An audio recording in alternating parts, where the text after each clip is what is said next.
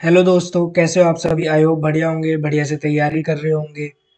कल वाला लेक्चर आप सभी ने देख लिया होगा। आई होप सभी को पसंद भी आया होगा। तो कल हमने कहाँ तक पढ़ लिया था?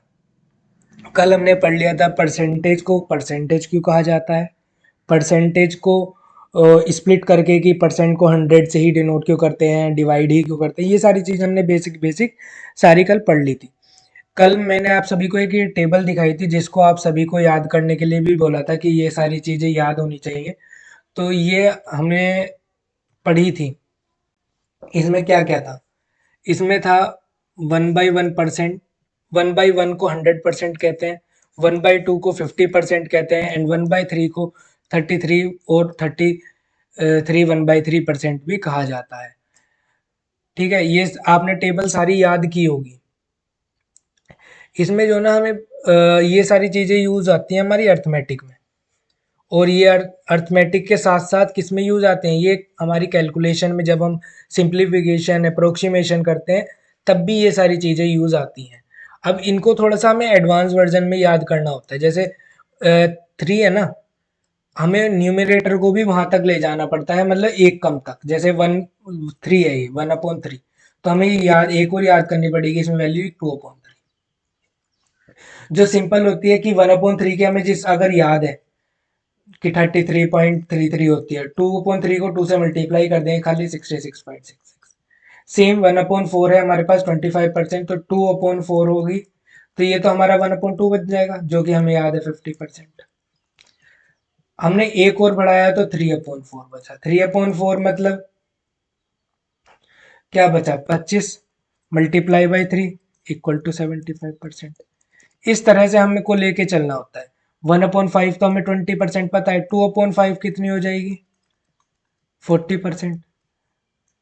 3/5 कितनी हो जाएगी? 60%। 4/5 क्या हो जाएगी? 80%। तो नेक्स्ट टाइम से जो ना, जब भी हमें परसेंटेज वैल्यू दी होगी तो हम इसको इस फॉर्म में लिख लेंगे, हमें कैलकुलेशन इजी करने के लिए। सपोज आपसे कैलकुलेशन में ये पूछ लिया 27% ऑफ 30, 1/3। ये आपका कैलकुलेशन में क्वेश्चन आया। ठीक, एक चीज याद रखना, परसेंटेज मल्टीप्लाई में इस पे लगा लो या इस पे लगा लो, बात सेम होती है। ठीक है, ये चीज हमेशा याद रखना, परसेंटेज का साइन इस पे लगा लो या इस पे लगा लो, अगर बीच में मल्टीप्लाई है तो। प्लस है तो मत करना, मल्टीप्लाई है तो 27 को कैसे लिखेंगे? 27 को हम ऐसे ही लिखा रहने देते हैं, ऑफ 33 1/3%। इसको हम कन्वर्ट करके कैसे लिख सकते हैं? 1/3 में लिख सकते हैं डायरेक्ट। 27 3 का 9 लिखेंगे तो 9 हमारा आंसर आ जाएगा। ठीक है, इसीलिए ये मैंने आपको सारी टेबल याद करने के लिए बोला हुआ है और ये सब चीज। अच्छा, अब ये चीज कैसे याद होगी? सबके मन में एक डाउट होगा। तो देखो, एक सबसे अच्छा तरीका बताता हूँ। ये सारी चीजें जो ना, आप एक पेज में लिख लो जिसमें टेबल लिखा होना चाहिए आपका 30 तक। और 30 भी ऐसे नहीं कि सिर्फ 1 वाला, 11 से 20 तक जाएगा वो भी। ठीक है, 20 मतलब 11 × 11, 11 × 12, 11 × 13, ऐसे करके 20 तक जाएगा। ऐसे ही सेम 12 का, 13 का, 14 का और 30 तक जाएंगे। ठीक है, इसके बाद आता है हमारा स्क्वायर। स्क्वायर भी लिख लो, 50 तक स्क्वायर लिख लो एक पेज में। और क्यूब लिख लो 20 तक। और एक ये फ्रैक्शन वैल्यू लिख लो। ये फ्रैक्शन वैल्यू 12 तक दी हुई है। मैं आपको नेक्स्ट सेशन में और सारी वो दे दूंगा जो कि आगे वाली भी होंगी, तो उनको लिख लेना। 1/20 तक याद करनी होती है, मतलब वैसे जो हमें यूजफुल होती है। बाकी अगर कोई अच्छा मतलब टाइम देने के बाद, कुछ कैलकुलेशन करने के बाद तुम ऐसे हो जाओगे जैसे बनाने लगोगे। जैसे 15% है, 15% कैसे स्प्लिट करोगे? 5 × 3। हमारे पास 5 की परसेंटेज वैल्यू तो होती है, तो 5 की परसेंटेज वैल्यू फ्रैक्शन वैल्यू क्या होती है? 5 की फ्रैक्शन वैल्यू होती है 1/20 इंटू 3, तो 3/20 हो जाएगा। ठीक है, ये सारी चीजें धीरे धीरे कैलकुलेशन में आप सीख जाओगे। नेक्स्ट, अभी चलते हैं फ्रैक्शन की। मैंने डेफिनेशन वगैरह सिखा दी थी, तो ये अब आगे नहीं बढ़ाऊंगा, ये बस एक डेफिनेशन पढ़ाता हूँ। फ्रैक्शन है पार्ट है होल का। Arithmetic in arithmetic the number of expressed as a question in which numerator is divided by the denominator. In simple fractions दो तरह के फ्रैक्शन होते हैं, एक सिंपल फ्रैक्शन होता है और एक कॉम्प्लेक्स फ्रैक्शन होता है। सिंपल फ्रैक्शन दोनों इंटीजर्स होते हैं, एंड कॉम्प्लेक्स फ्रैक्शन न्यूमरेटर और denominator. In proper fraction numerator is less than the denominator. ठीक है। और सिंपल फ्रैक्शन में कोई सा भी बड़ा हो सकता है, न्यूमरेटर भी बड़ा हो सकता है और डिनोमिनेटर भी बड़ा हो सकता है, बट एक प्रॉपर फ्रैक्शन में सिर्फ और सिर्फ न्यूमरेटर छोटा रहेगा डिनोमिनेटर से। ठीक है, ये आपका डाउट क्लियर हो गया। अब next chapter increment decrement concept से पहले मैं एक चीज क्लियर कर देता हूँ। देखो यहाँ पे जैसे कल भी बताया था मैंने, एक बार और बता देता हूँ। 20% इसको फ्रैक्शन में हम लिखते हैं 1/5। तो ये जो नीचे वाली वैल्यू है ना, इसकी ये एज अ होल ट्रीट करते हैं, और इसका जब भी हम 20% निकालेंगे तो वो ऊपर वाला आएगा। ठीक, सेम 30% 3/10 लिखते हैं। इसका जब भी हम नीचे वाले का पर वाले का जो पर हमारा सबसे होल की तरह ट्रीट करते हैं हम इस पर को, तो इसका जब भी हम 30% निकालेंगे, ये जो परसेंटेज वैल्यू और कोई सी नहीं, ये जो गिवन है, जैसे हमारे 20% की वैल्यू है, जिस परसेंटेज की जो फ्रैक्शन है, जिस परसेंटेज का जो फ्रैक्शन है 25%, 1/4, तो उसका अगर नीचे वाले नंबर का निकालेंगे तो ऊपर वाला नंबर आएगा। ठीक, अब सपोज कर लो 75% है, 75% मतलब 3/4 होता है। जैसे ही हम 4 का 75% निकालेंगे तो 3 आएगा। ठीक है, ये चीज याद रखना। और अगर ये चीज समझनी है तो एक बार कल वाली भी वीडियो देखना और एक बार इसको भी दोबारा देखना, आप लोगों को चीजें क्लियर हो जाएंगी। ठीक, चलो तो नेक्स्ट। अब हमारा यूज कहाँ कहाँ आता है वो मैं आपको बताता हूँ। कुछ क्वेश्चंस होते हैं इंक्रीज्ड टू लिखा रहता है, डिक्रीज्ड टू लिखा रहता है, इंक्रीज्ड बाई लिखा रहता है, डिक्रीज्ड बाई लिखा रहता है, मोर देन लिखा रहता है और लेस देन लिखा रहता है। देखो पहला कंसेप्ट हमारा इंक्रीज्ड टू को लेके पढ़ा रहा हूँ। एक नंबर है 256, इंक्रीज्ड टू 20%। 20% बढ़िया है, ठीक है। इंक्रीज्ड टू 20%, इंक्रीज्ड टू 20%, ठीक है। तो इंक्रीज टू आया ना, इंक्रीज टू मतलब 20% बढ़ा है, तो कितना बढ़ा होगा ये नंबर, तो 20% की फ्रैक्शन 1/5। तो 5 का जब भी हम परसेंट निकालेंगे तो एक आएगा। तो कितना बढ़ा होगा, हमेशा एक ही बढ़ा होगा। जैसे 5 का 20% निकाल लो, हम इस नंबर को अभी थोड़ी देर के लिए भूल जाते हैं कि ये कोई नंबर हमें मिला है, हम सिर्फ इसको लेते हैं। 20 का 5% कितना होगा, वो सॉरी 5 का 20% कितना होगा, ये होगा आपका 1। तो 1 बढ़ा होगा, तो नंबर कितना हो गया होगा, 5+1 = 6 हो गया होगा। 6 की वैल्यू हमें नहीं दी हुई, हमें दी हुई है 5 की वैल्यू।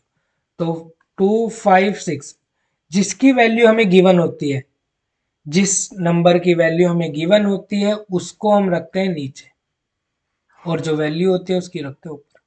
देखो हमारा बेस हमारा कौन होता है, हमारे मम्मी पापा होते हैं। इस चीज को संभालता कौन है, जो हमारा हम उनके द्वारा गिवन होते हैं। तो नीचे जो आएगा वो हमारा बेस आएगा, बेस है हमारा 5, 5 की ही वैल्यू गिवन है, और जिसको निकालना होता है उसकी हम करते हैं मल्टीप्लाई। इस तरह से हमारी वैल्यू निकलती है। ठीक है, इंक्रीज टू में, इंक्रीज बाई में, इंक्रीज बाई 20% सेम चीज हो गई। डिक्रीज टू इतने नंबर, डिक्रीज टू देखो, इंक्रीज टू में एक चीज और आ जाती है, जैसे 200 डिक्रीज टू 100, कितने परसेंट डिक्रीज हुआ, 100 डिक्रीज हुआ। किस पे डिक्रीज हुआ होगा, ये 200 पे ही तो डिक्रीज हुआ होगा, इंटू 100, 50% डिक्रीज हुआ। ठीक है, इन डिक्रीज टू में इसका अपोजिट हो जाएगा, इंक्रीज बाई। इंक्रीज बाई मतलब समझो कि सेम यही प्रोसेस है।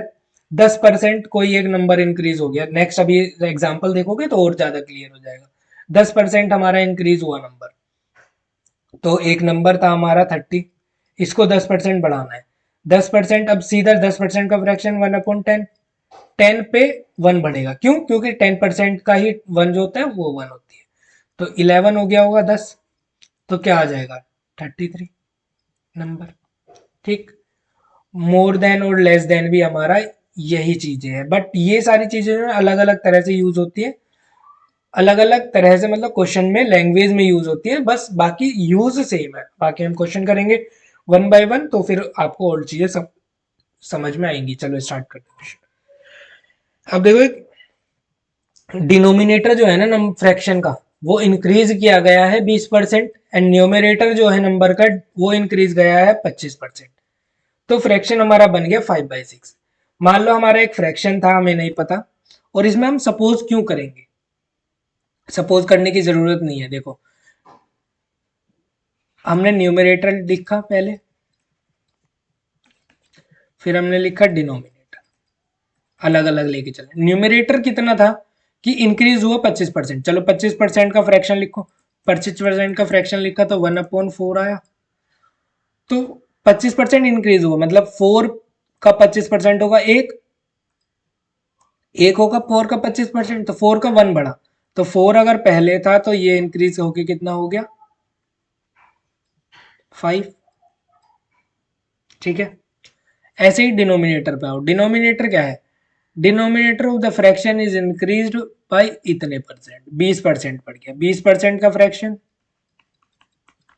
1/5, तो 5 पे 1 बढ़ा तो 6 हो गया। ठीक है। ये बार बार बता रहा हूं मैं, 5 का 20% निकालेंगे तो एक साइकिल बन रही है, पूरी एक साइकिल बनती है, जैसे क्लॉकवाइज घूमते हैं वैसे। 5 का 20% 1, 4 का 25% 1। ये पढ़ने का है, मतलब ये याद करने का तरीका मैंने तुम्हें बता दिया, ये इससे याद कर लेना। तो फ्रैक्शन क्या बन जाता है नया वाला 5/6, मतलब इन दोनों को अपोन में कर दिया।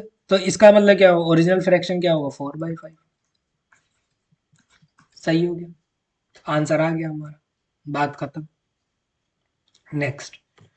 नेक्स्ट क्या होता है? रेशो। एक सबको डाउट होता है रेशो में और फ्रैक्शन में। देखो, रेशो क्या होता है? रेशो हम, रेशो के लिए एक साइन तो उतना ही पता ही होगा, साइन ये होता है किसी भी चीज को रेशो में लिखने में ये। लेकिन रेशो में हम तभी लिख सकते हैं जब HCF आ जाए दोनों नंबर का 1, और फ्रैक्शन में हम तब लिख सकते हैं चाहे HCF 1 भी हो या HCF 1 ना भी हो,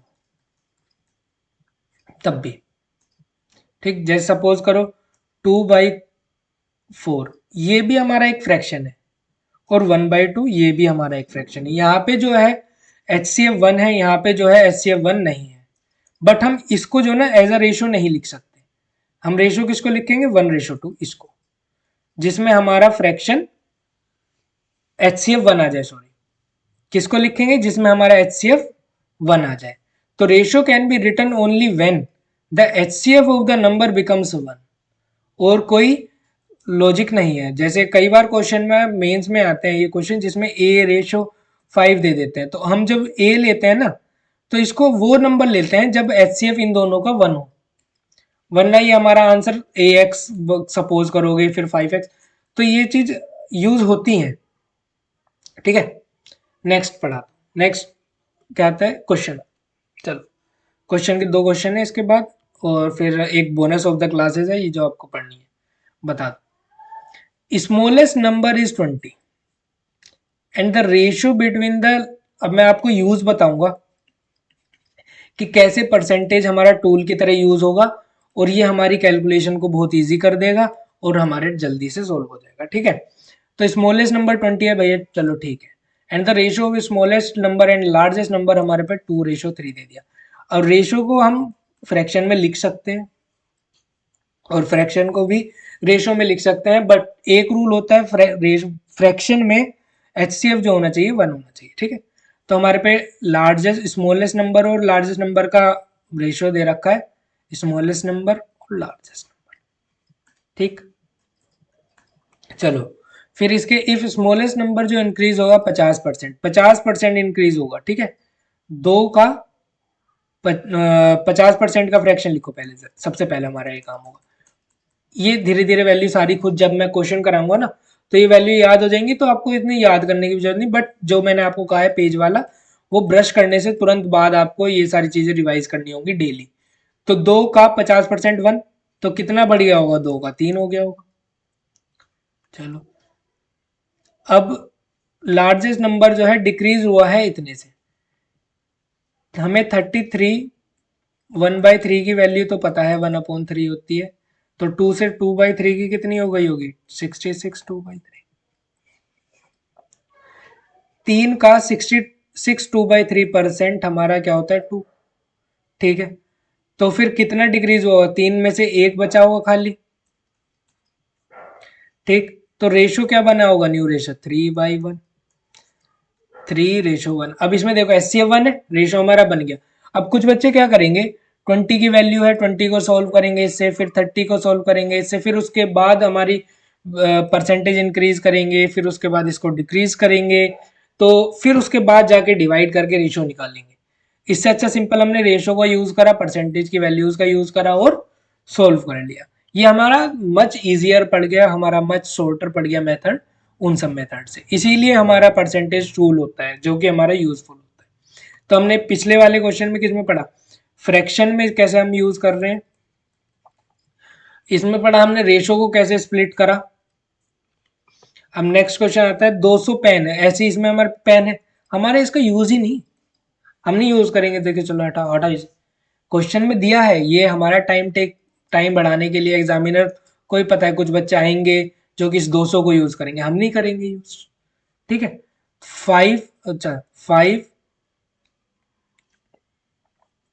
6 9। ठीक, अब ये वो देखो, हर एक पेन जो है इंक्रीज हुआ है 30%, तो इसका 30% बढ़ाना है, इसका 30% बढ़ाना है, इसका 30% बढ़ाना है। ठीक है, तो न्यू रेशो क्या आ जाएगा? चलो 30% कैसे बढ़ाएंगे? 5 का 30% बढ़ाओ, 13/10 हो जाएगा, क्योंकि 30% क्या होगा? 30% होगा 3/10, 10 पे 3 बढ़ाएंगे तो 13/10, तो ये हो जाएगा हमारा 65/10। चलो नेक्स्ट, इसका बढ़ाएंगे 6 इंटू 13/10, ये कितना हो जाएगा? ये हो जाएगा आपका 78/10। ये भी बढ़ेगा 9 इंटू 13/10 इक्वल टू 117/10। तो रेशो क्या बनेगा? 10 10 10 गया, 65 रेशो 78 रेशो 117। अब ये हमारा 13 से सब जाएगा, तो क्या आ जाएगा रेशो? 5:6:9। एक चीज अब नोटिस की होगी आप लोगों ने इस क्वेश्चन में, कि अगर हर एक रेशो सेम परसेंटेज से बढ़ेगा तो वो सेम ही रहेगा आगे भी रेशो, क्योंकि HCF तो सेम ही रहता है। ठीक है, ये चीज क्लियर हुई। ये चीज रेशो वाले टॉपिक में और क्लियर हो जाएगी, ये मैं बस आपको ओवरव्यू देने के लिए क्वेश्चन ले आया था। ठीक है, नेक्स्ट हमारा क्लास को एंड करने का टाइम आ गया, ज़्यादा लंबी हम क्लास पढ़ाते नहीं है, तो इतनी ही क्लास थी, इसमें आपको बहुत सारी चीज़ें पता चली होंगी। अब नेक्स्ट में हम और सारी चीज़ें लेके आएंगे, तो सारे आपका अच्छे से कवर हो जाएगा। परसेंटेज क्यों टूल कहा गया। अब नेक्स्ट में कि हम क्या पढ़ेंगे, कि हम कैलकुलेशन में कैसे यूज़ करेंगे इसे ईजी बनाने के लिए। फिर उसके बाद पढ़ेंगे रेशो में, फिर उसके बाद पढ़ेंगे एवरेज में। इन सब में पढ़ने के बाद फिर हम अपने टॉपिक से स्टार्ट करेंगे, और इन बीच बीच में मैं आपको नंबर सिस्टम की चीजें भी बताता रहा करूंगा। ये एज अ टॉपिक भी हम पढ़ेंगे, ये सबसे इंपॉर्टेंट हो चुका है मेंस के, अगर प्रोस्पेक्टिव से देखें तो ये जरूर पढ़ना है हमें। लेकिन उससे पहले हम थोड़ी बेसिक बेसिक चीजें कर लेते हैं। देखो डिफरेंस जो होता है ना दो नंबर के बीच में, हमेशा पॉजिटिव रहता है, ये चीज हमेशा याद रखना। Difference between two numbers must be positive, positive ही रहेगा, निगेटिव कभी डिफरेंस नहीं आता। जैसे मान लो ए और बी का डिफरेंस, एज का डिफरेंस 10 है, तो ये हमारा 10 ही डिफरेंस रहना है, ये कभी -10 नहीं हो सकता।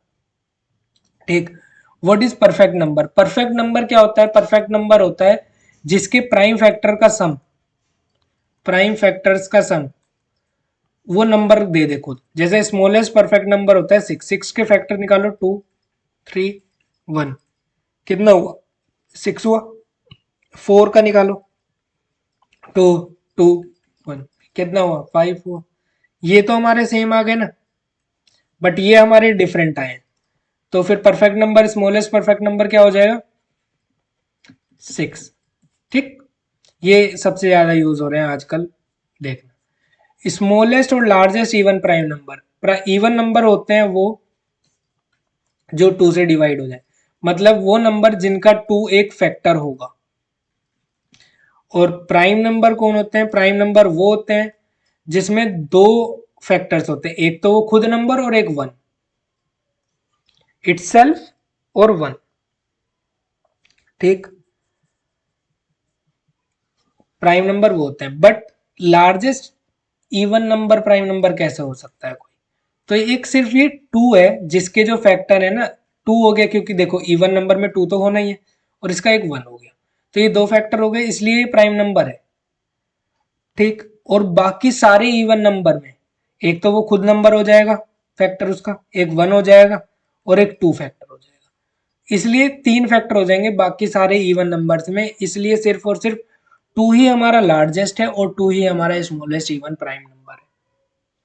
ठीक है, और ऐसा ये सारी चीजें जो ना नंबर्स खुद ही याद करोगे, खुद क्यूब्स याद रहेंगे, तो ये सारी चीजें याद रहती है। जैसे फोर्थ पॉइंट है स्मॉलेस्ट प्राइम नंबर जिसका क्यूब करते हैं 3 डिजिट नंबर आता है।